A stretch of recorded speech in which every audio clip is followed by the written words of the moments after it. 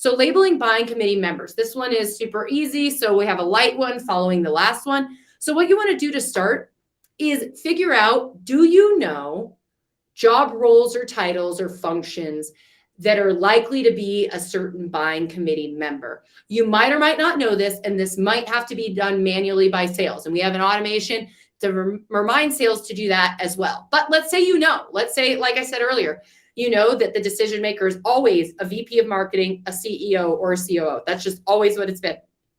Okay, so we know that. So let's figure out what are the job titles, functions, roles that fit with our buying roles.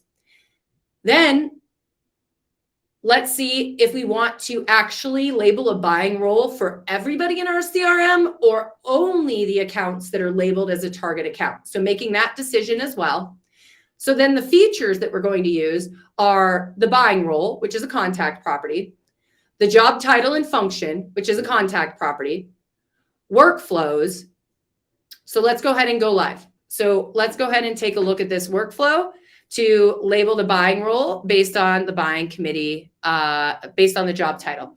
So what we're going to say to enroll someone into this is that the job title is known. But again, if you only want to do this for a target account and you don't want to do it for everyone in your CRM, then you would add another condition on a company property that target account equals true. That way we're only making this update to target account to contacts that are a member or associated with a company that is a target account for us, okay?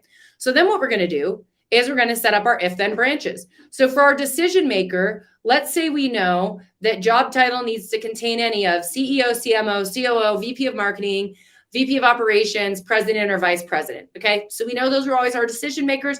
Then what we're going to go ahead and do is make that our if-then branch, okay?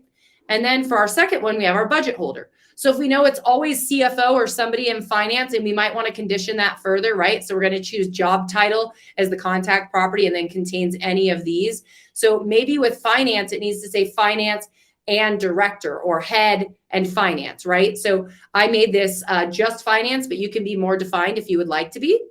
And so we're going to go ahead and upgrade that filter. And then the last thing we're going to take a look at is the influencer. So job title contains any of marketing manager, marketing director, operations director. Okay.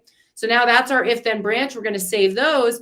And then we're going to go ahead and set the buying role. So we're going to choose again, set the property value. It's going to be a contact value. It's going to be the buying role. And we're going to set decision maker. And we choose, are we going to append a current value or will we replace it altogether? In this case, we're going to go ahead and replace it, but you could choose append.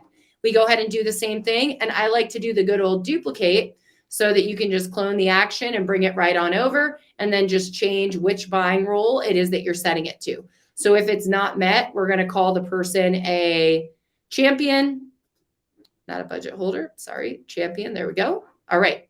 So that's how we go ahead and do that. Super easy to do that one. Now we are automatically setting these buying roles. These are all lots of clicks, lots of minutes a day that are being saved for your marketing and sales team by automating these things.